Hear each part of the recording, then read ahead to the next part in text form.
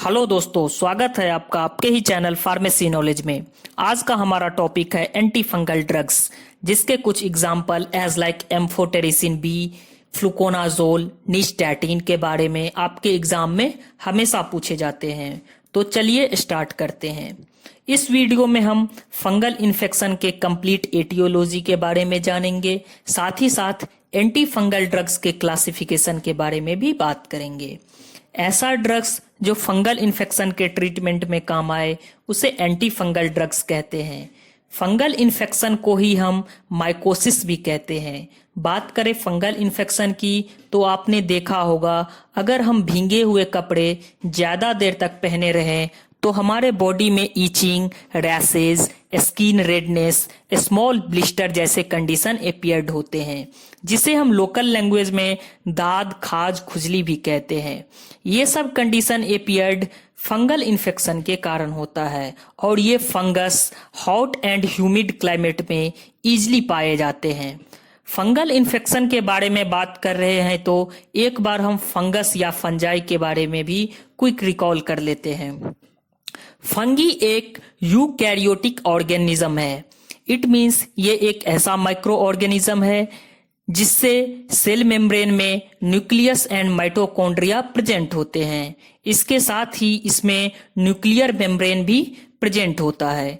Fungi का cell wall किटीन से बना होता है, जो कि एक एन एसिटाइल ग्लूकोसामीन का ही एक पॉलीमर है। इसके साथ ही इसके सेल मेम्ब्रेन में एर्गोस्ट्रॉल प्रेजेंट होता है, जो कि एक स्टेरॉइड मॉलिक्यूल्स है। और सेल मेम्ब्रेन फंगी के मूवमेंट और ग्रोथ के लिए रिस्पॉन्सिबल है। आगे एंटी फंगल ड्रग्स के मैकेनिज्म ऑफ एक्शन में आप देखेंगे कि एंटी फंगल ड्रग्स इसी कीटीन के सिंथेसिस को इफेक्ट कर सेल वॉल के सिंथेसिस को इनहिबिट करता है और एर्गोस्ट्रॉल को इनहिबिट कर सेल मेम्ब्रेन को ब्रेक डाउन करता है और ये अपना मैकेनिज्म ऑफ एक्शन शो करता है। अब हम बात करेंगे कौन कौन से रिस्क फैक्टर हैं जो फंगल इन्फेक्शन को बढ़ाते हैं। पहले, fungal infection mainly fungus, Candida albicans and Aspergillus species के कारण होता है। सेकेंड पॉइंट है, अगर किसी पर्सन में वीक इम्यून सिस्टम है उस केस में भी फंगल इन्फेक्शन के चांसेस बढ़ जाते हैं। आप जानते होंगे कि एड्स और कैंसर के पेशेंट में इम्यून सिस्टम वीक हो जाता है, उस केस में फंगल इन्फेक्शन के चांसेस बढ़ जाते हैं। थर्ड पॉइंट इज, अगर हम ब्रॉड स्पेक्ट्रम एंटीबायोटिक्स का प्रोलॉन्ग्ड यूज करते हैं तो उस केस में भी फंगल इन्फेक्शन के चांसेस बढ़ जाते हैं। इसके पीछे का रीजन है कि आप जानते होंगे हम एंटीबायोटिक्स का यूज पैथोजेनिक बैक्टीरिया को किल करने के लिए करते हैं, बट ये ब्रॉड स्पेक्ट्रम एंटीबायोटिक्स अपने वाइड एक्शन शो करने के कारण कुछ नॉन पैथोजेनिक बैक्टीरिया को भी किल कर देते हैं और यही नॉन पैथोजेनिक बैक्टीरिया अपने न्यूट्रिशन के लिए फंगस का यूज करते हैं। तो अगर ये नॉन पैथोजेनिक बैक्टीरिया ही नहीं रहेंगे तो ये फंगस एक्टिवेट हो जाता है, इनका ग्रोथ फिर से बढ़ने लगता है और यही फंगस आगे चलकर फंगल इन्फेक्शन कॉज करता है। Corticosteroid and anti cancer drugs के भी यूज से फंगल इन्फेक्शन के चांसेस बढ़ जाते हैं। इसके साथ ही बर्न या कट होने के केस में पस का फॉर्मेशन होता है, तो वहां भी फंगल इन्फेक्शन के चांसेस बढ़ जाते हैं। अब बात करेंगे हम टाइप्स ऑफ फंगल इन्फेक्शन की, जो कि हमारे बॉडी के डिफरेंट पार्ट के फंगल इन्फेक्शन पे डिपेंड करता है। पहला जो टाइप्स है वो है डर्मेटोफाइटोसिस, जो कि मेनली स्किन को इफेक्ट करने वाला फंगल इन्फेक्शन है। इसके इन्फेक्शन होने से स्किन में ईचिंग, रैशेज, रेडनेस जैसे कंडीशन अपीयर्ड होते हैं। इसके जो कॉजेटिव फंजाई हैं वो हैं Trichophyton, microsporum and Epidermophyton. Skin के साथ ही ये हेयर, नेल में भी इन्फेक्शन कॉज करते हैं। आपने सुना होगा कभी कभी फंगल इन्फेक्शन में हेयर भी लॉस हो जाता है। आपने एक डिजीज का नाम सुना होगा जो कि फंगल इन्फेक्शन के द्वारा होता है, वो है एथलीट फुट। एथलीट फुट भी एक फंगल डिजीज है। अगर कोई पर्सन किसी इन्फेक्टेड पर्सन का सॉक्स यूज करता है या फिर वो काफी लंबे समय तक खुले पैरों से घूमता है तो उस केस में ये फंगल इन्फेक्शन हो सकता है।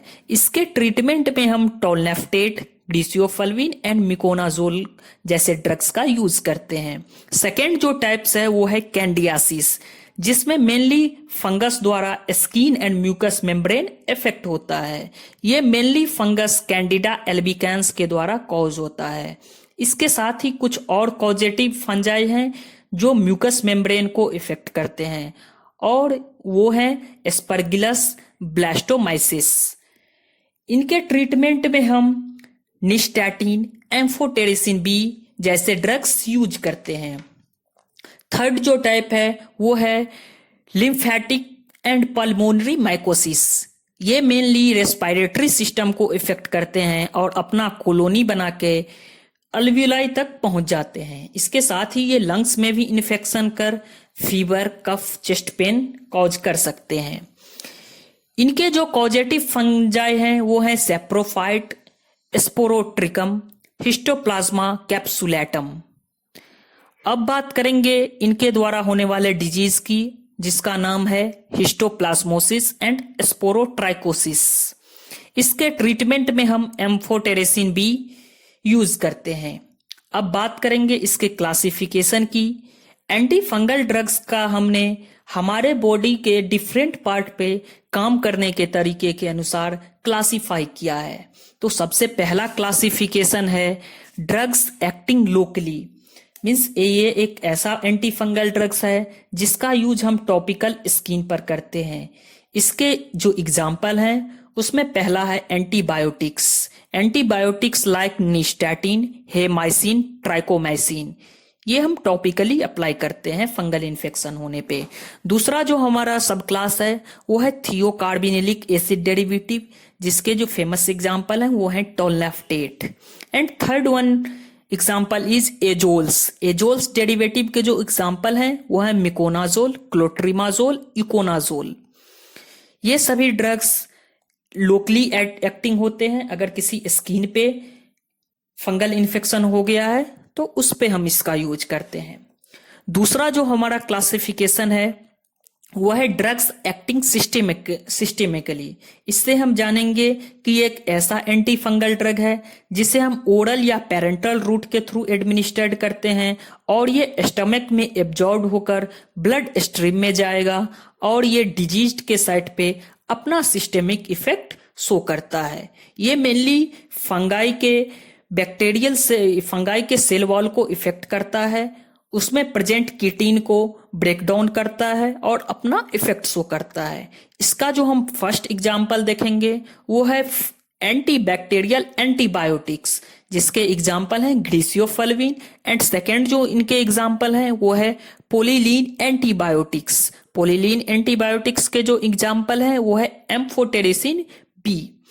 थर्ड जो हमारा क्लासिफिकेशन है वो है drugs acting systemically as well as topically.